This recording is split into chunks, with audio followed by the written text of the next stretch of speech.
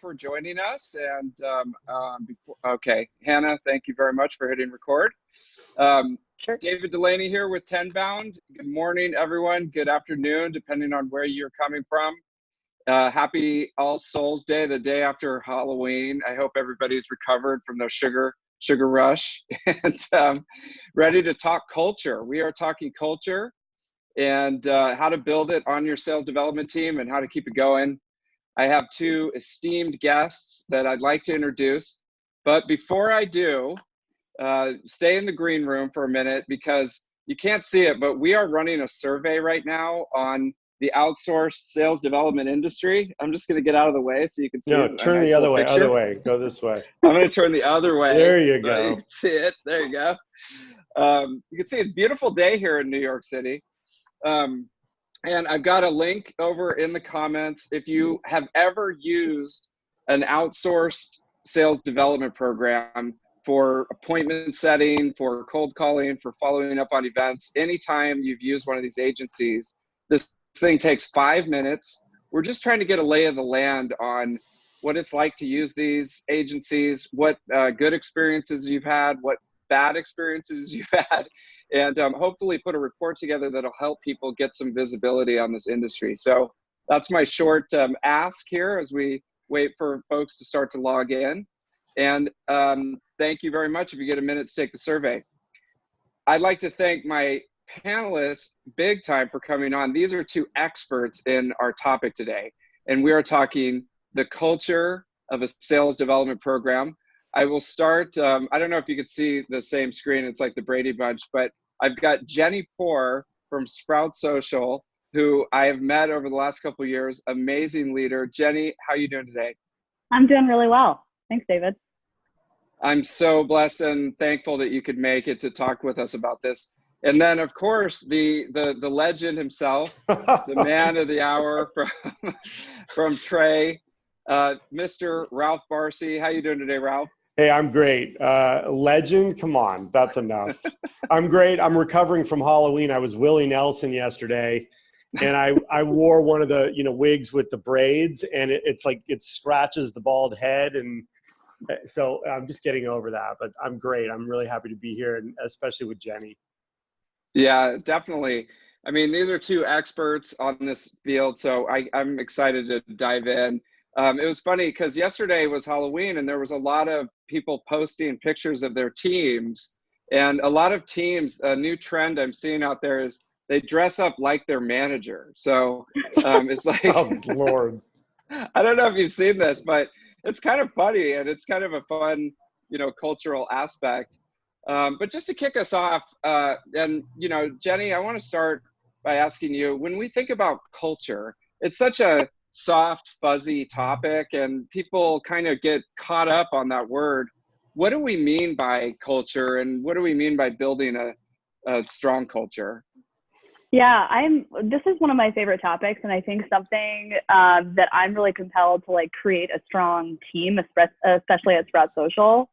So when I think about culture for an SDR or BDR organization, there are a couple things that immediately come to mind. One of those is that there's this concept of you want to create a culture where anybody on your team wears that a badge of honor. They say, oh, I'm on the SDR team, I'm on the chat team, I'm cold prospecting into enterprise, and they wear that they're so proud to say that that's the team that they're on. So that's kind of a central thing that I try to remember. And then I also think that when you think about, especially, people that are pretty early on in their sales careers, if you don't create a culture where it is actually a fact that anybody that is promoted from the sales dev org doesn't outperform any external AE hire, you need to make sure that that is a regular thing, that you have such a strong talent pipeline that you can depend on really strong sellers internally, so you don't have to depend on your external hires. And then just these seem like fluffy words, but you want to make sure it's supportive, collaborative, competitive, fun, all those things that when you think about when you want to wake up and go to work in the office every single day, those are the things that you obviously would look forward to doing and to being on a team. Amen. Excellent. And I like that competitive aspect. Ralph, how do you define it? Yeah, well, I'm just going to pick up where Jenny left off. All of us on this webinar today, I mean, people go where they're celebrated, not where they're tolerated. And so it's really imperative that the culture is one of employee engagement, one of recognition, and one where Jenny was speaking to, your reputation precedes you. So internally, it's really important that sales development reps in particular are proud of the fuel that they're putting in the rocket ship, that they're not putting 87 octane in there, they're putting ethanol in that rocket. And they're carrying themselves with the highest standards of integrity, respect, kindness, execution, service. And when you do that on a consistent basis collectively as a team, it starts to spill into the external ecosystem too, where other companies and other teams start to learn about your culture and start to learn about the consistent performance that your culture is exhibiting, and they want to become part of your team too. So it's really important to first, as an organization, decide to be a high performance culture and one that illustrates all the characteristics I mentioned earlier. But until you as a team decide that, hey, we're going to be a team of A players, no one's going to mess with us. It's going to be an uphill climb. Yeah, and it sounds like if you don't take the time to sit down and define what that culture is, then you don't really have a target to hit. You're kind of blindfolded. And what you see out there a lot is companies or leaders haven't really sat down to figure out what specifically is the culture that I'm trying to build, and writing that down. And it just seems like a waste of time, but it's actually, if you don't have that target of the culture you're trying to build, then you can't hit it, right? You got to begin with the end in mind, no question, and then reverse engineer what it is you need to do as a team to obviously achieve and exceed those targets, no matter what that target represents, whether it's, your meetings or opportunities quota or attracting top talent, et cetera, et cetera. I would even say too, like, I think a lot of times we think about culture as like, we need to create that for our teams as leaders. And I actually feel like a lot of it should be coming from them. So anytime you have, there's this framework of like norming, storming, and performing. If you want your team to get bought in on the culture that you ultimately want to work towards, they should be the people that like help in a team meeting crafting, like, what do we want to be known for? Like, what's our mentality? We have we have 5 different sales dev teams in our org at Sprout Social. Every single one of them has like a different kind of personality. And it also changes as you have people promoted or you have new people added to the team. And it's kind of this constant conversation that we have around like, what is the DNA of each team? Because it can be totally different. It doesn't have to be the same within the same organization. That's an interesting question. So from a leadership perspective, if folks on the call are leading a team, does the leader create the culture and then push it down or into the team, or is it coming from the actual team, as you mentioned, Jenny, coming back to create the culture? Because I think about I always think about Bill Belichick, and sorry if people aren't into football or the Patriots, I know there's a lot of people out there, but Bill Belichick, it seems like he has a certain culture in mind that he wants to put forth to the team.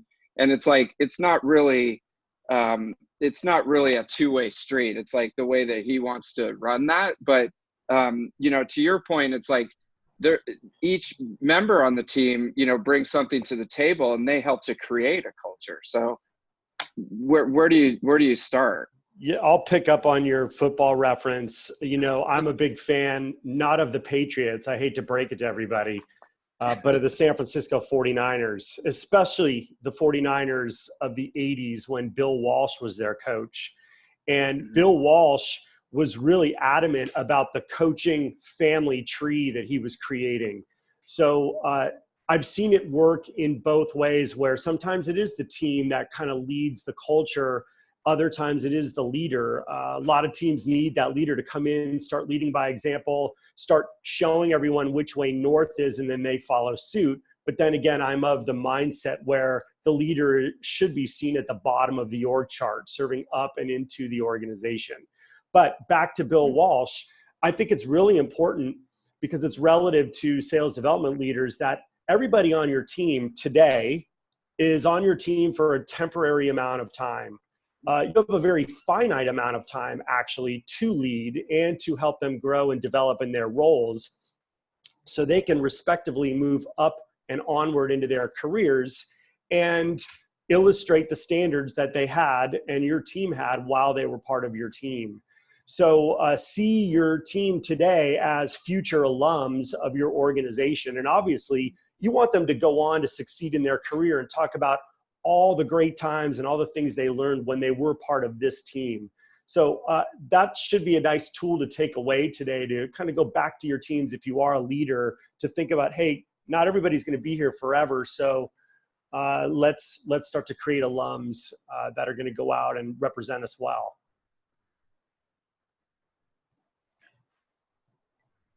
Very good. And Jenny, what are your thoughts? Do you like how do you create the culture as far as, are you getting the input from the team, or is it something that you had to like set a stake in the ground and then create it from there? Yeah, I agree. So I think that Ralph's points are completely like the way that I see really strong sales dev orgs operating. I think when we talk about like a leader creating culture, I think it is, Ralph and I talked, and I think one of the things that really stuck with me was you have to have a leadership team that carries themselves in a way that people, they want to work for them. They are fun to be around. They understand that the role of an SDR, BDR can be tough, but it is for a finite amount of time, which is something that I really like about Ralph's approach.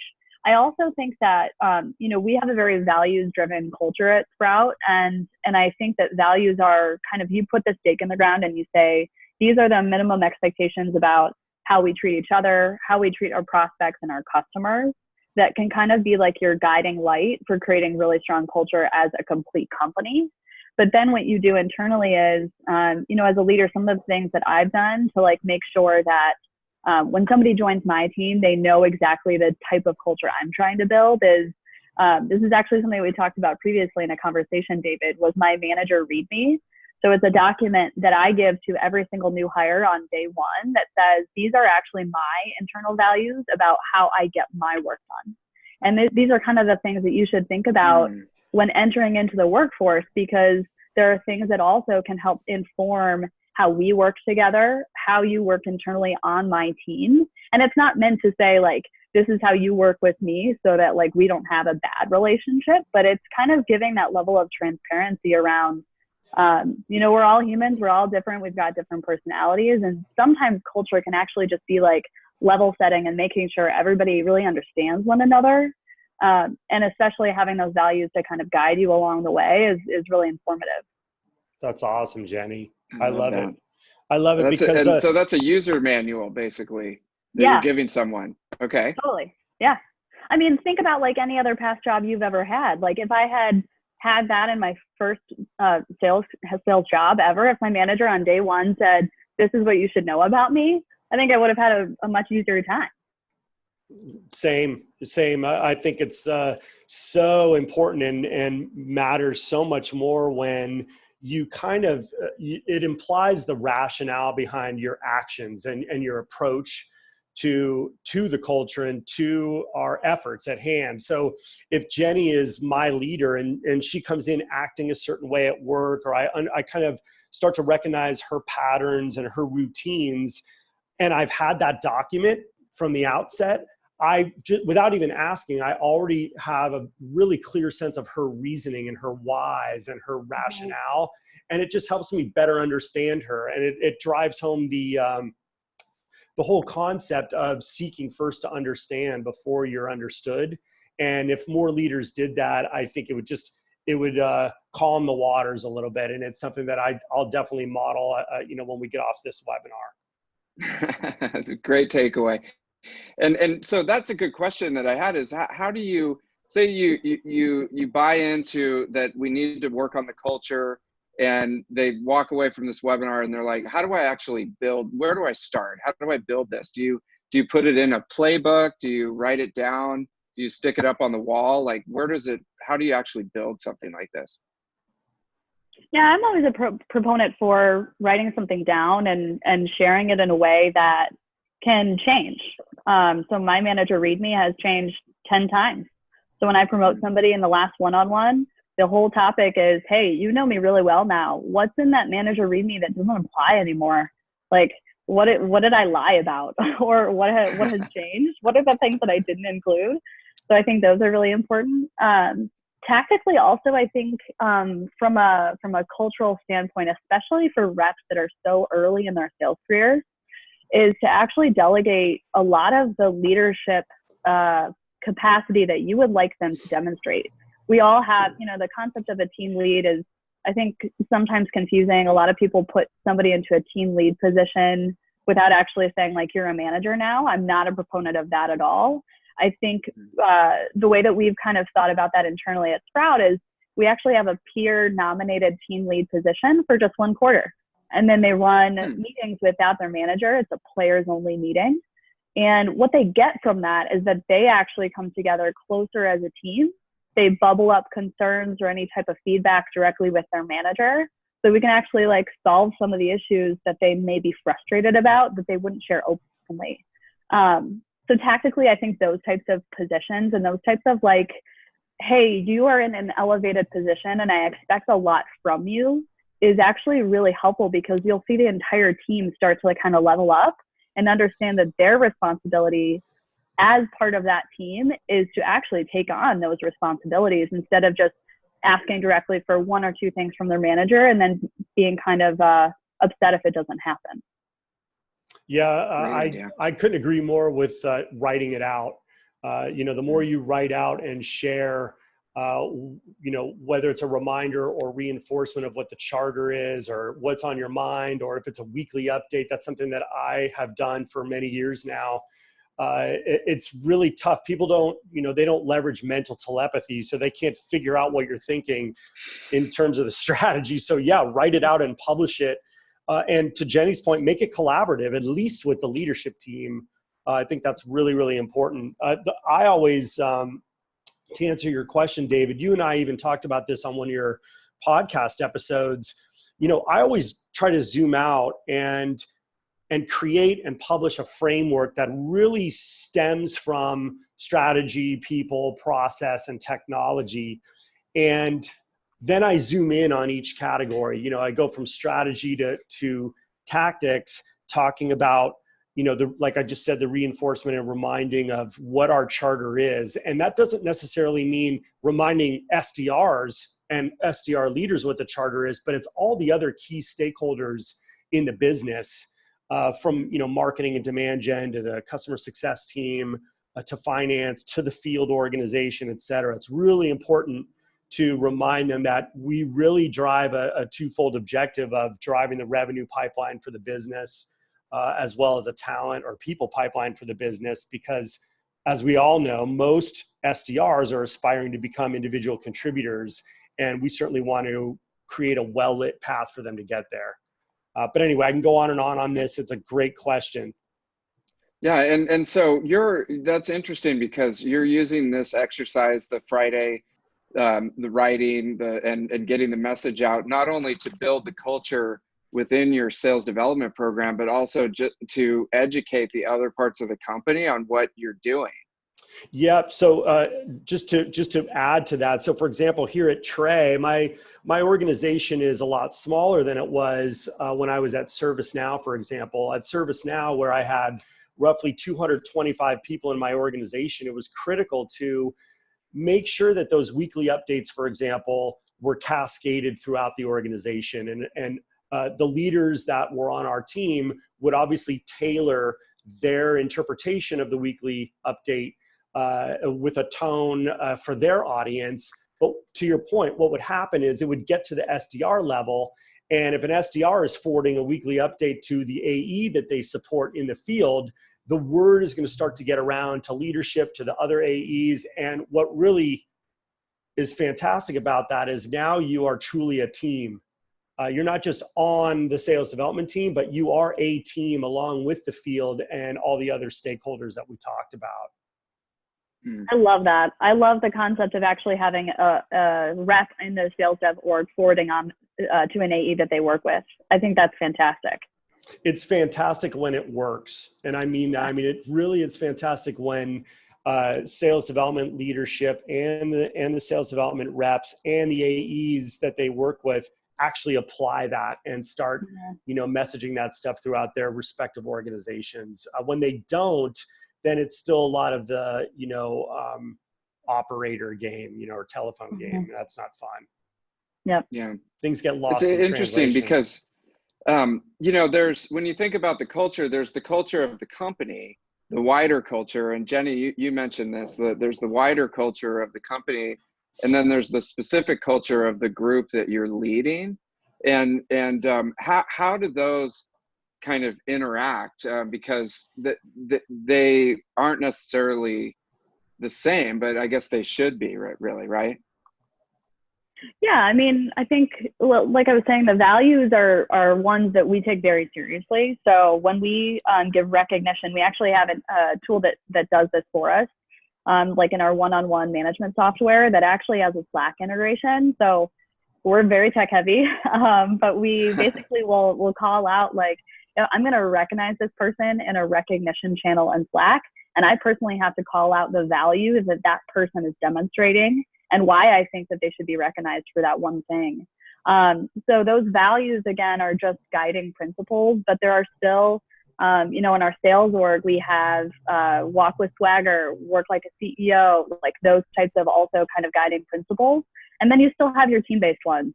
It might sound kind of heavy-handed, but it's actually not. Like, I think it's just something that comes back to like the separate team DNA that you can create on that team.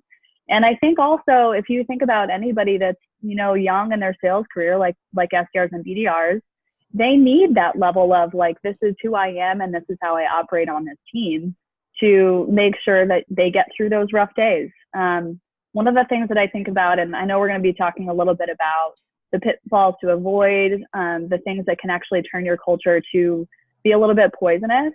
One of the things that we've done is actually to say, in the hiring process, this job is really hard. And even just saying that has really just dramatically improved the type of person that is willing to kind of jump on this rocket ship and do the things that we need them to do so that we can be a successful company. And I think just level setting and saying, this is a hard job, but like you're gonna get through it. We're gonna be there to support you along the way. Ralph, I would love for you to share your screenshot of kind of like the blip on the radar that is like an SDR tenure, because I think it's a fantastic visual. Sweet. I'll pull it up while we're talking, and I'm happy to do that. I was going to also add, and I'm forgetting now. I got thrown off, but I'll search for that screenshot. Hold on one sec. Yeah. Sorry. It is getting to the root. It really comes down a lot to recruiting and having a clear, path for the type of individuals that you bring on board. And Jenny, I as Ralph is looking for that, it is such a short tenure. No, that's okay. In fact, it was from the presentation I did at one of the Tenbound conferences. Yeah, that's a terrific presentation. And actually, folks, if you go to the Tenbound YouTube channel, all the presentations are there for free, so you don't have to pay anything. All right, here we go. I found it. Okay. Hopefully you can see it. Can you see that? Yeah. So this is a great life chart, and you can see bottom right, it's from Wait But Why. That's the name of the website, and you can buy a poster of this if you want, whether you want it in years or weeks or months. But the point here is this is looking at the life of somebody who lives to age 90. And that blip or that highlighted section, if you look at your life, that's about all you're spending or going to invest in being an SDR. It's very temporary, as is life. And so you have to recognize that early on. And to Jenny's point, right out of the gate, you SDRs need to know that arguably this is the toughest job in the company. But I'll take it a step further. It's also important for the leaders on the team, or on the webinar rather, to share that with the rest of the company so that everybody can collaborate and embrace the work that the SDRs are doing and help them. So help the SDRs help you is what I will often say.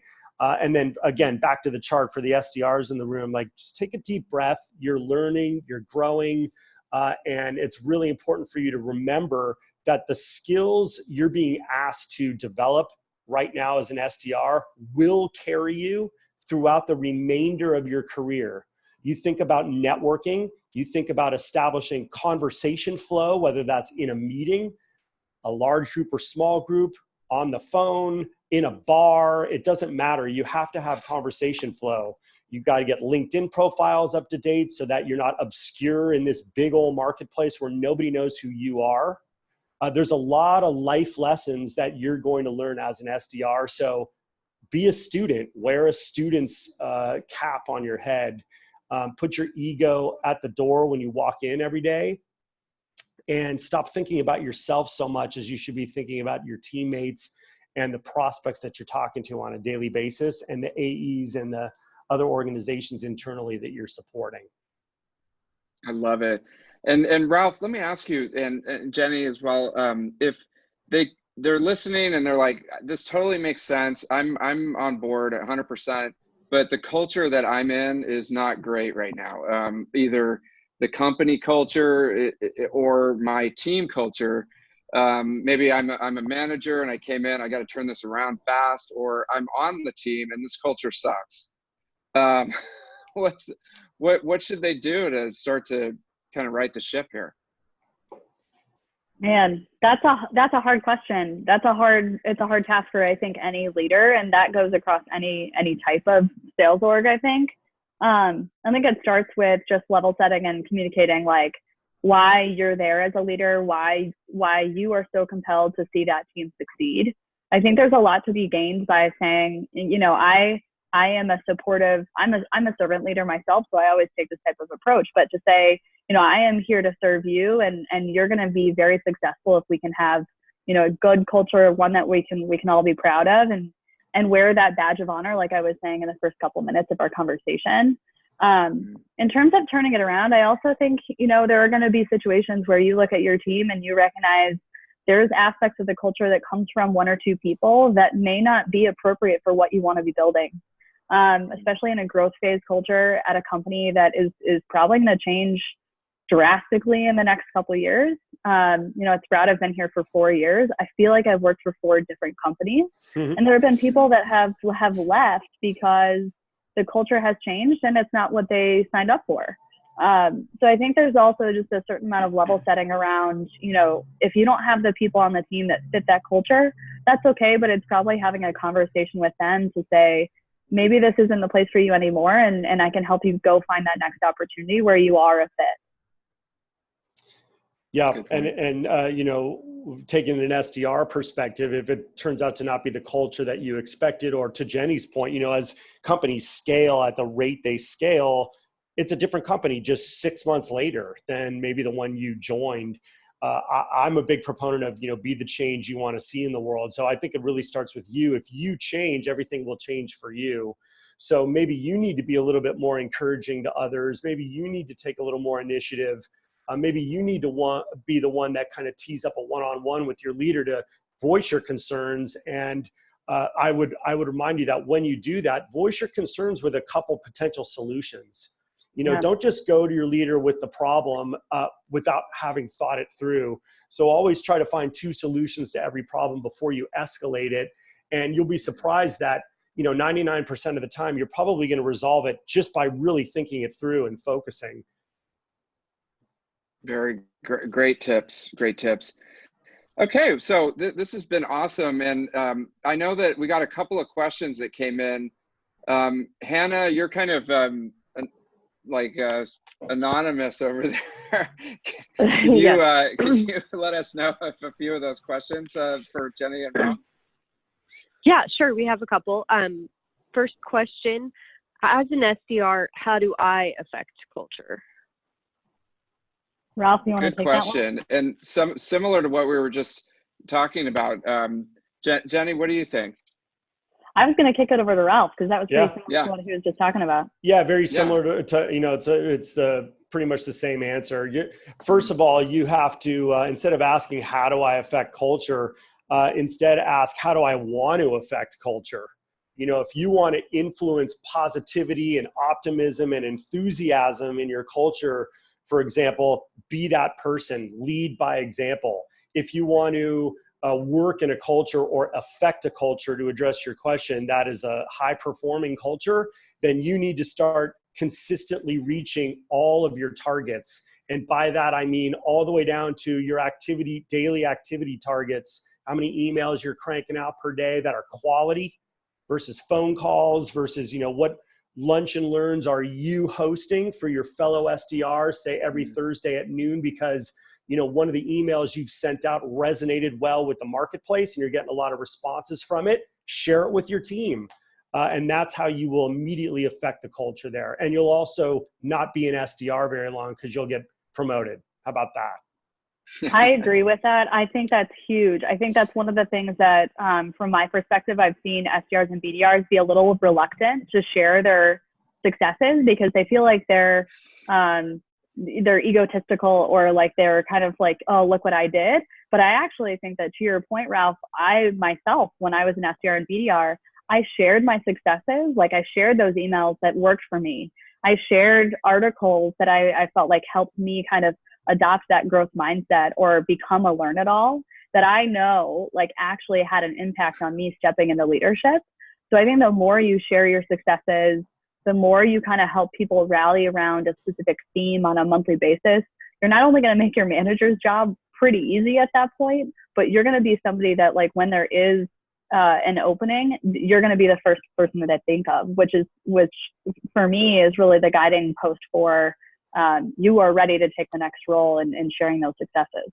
I love it. And also, as you know, Jenny, as an SDR, you don't want to kind of wait for the leader's example all the time because the leader has 50,000 things on her mind with respect to the strategy of where the team's going over the next 2 to 4 quarters and beyond, what we're doing to dial in the processes that we have in place. Are we framing up a playbook, et cetera? There's so much on their mind that they're not going to always be paying attention to you to try to make sure you're motivated and adding value to the culture. That's on you. We're all grown-ups here. Like get after it and, do your job really, really well and get great. Mm-hmm. Love it. That's excellent. And reading suggestion, if you're not a Jim Rohn fan, I know that Ralph, I learned about Jim Rohn from you. Great resource for thinking about culture and managing yourself and becoming that light. We did have one question here from Stephen Smith. Ralph, to you, Bill Walsh or Bill Belichick? Who's the better coach? Well, it depends on what the qualification criteria is, but I'm partial to Bill Walsh. It's got to be Bill Walsh, right? I'm sorry, Stephen. We're out in San Francisco, so yeah. Great question, though. No, but we did, Hannah. There was one other question that came in. Yeah, there's a couple more. This question is for Jenny. What is the performance management tool that you mentioned? Oh yeah, so internally we use Lattice, and then that's the one that has the Slack integration for recognition. Okay, Lattice. Thanks. Okay. And if another it helps, question. Sorry. No, go ahead. Finish. Sorry about that, Hannah. I was just going to say, if it helps, I used to work for a company called Achievers, and they have an employee engagement platform that also drives performance, to Jenny's point. Okay, thanks. Just another source to check out. Yeah. Another question, logistical, was will there be a recording of this available to share with my team? And yes, the answer is yes. That's quick. That's an easy 100%. One. Good. And then we got another vote for Bill Belichick. So I guess we're going to have to concede. It's a tough battle. He's a great coach. We didn't know we needed a poll on that one. Next time. Awesome. Well, you guys, thank you so much. Like Hannah mentioned, we're going to have a recording of this available. We'll have a transcription. So if you didn't get all those nuggets of wisdom from Jenny and Ralph, that'll be available on the Tenbound blog. Just want to thank everyone for participating, and especially our panelists and our wonderful Hannah, who's behind the scenes running the show. So thanks so much, and have a great rest of your day, everybody. Thanks, David. Thank you. Thank you.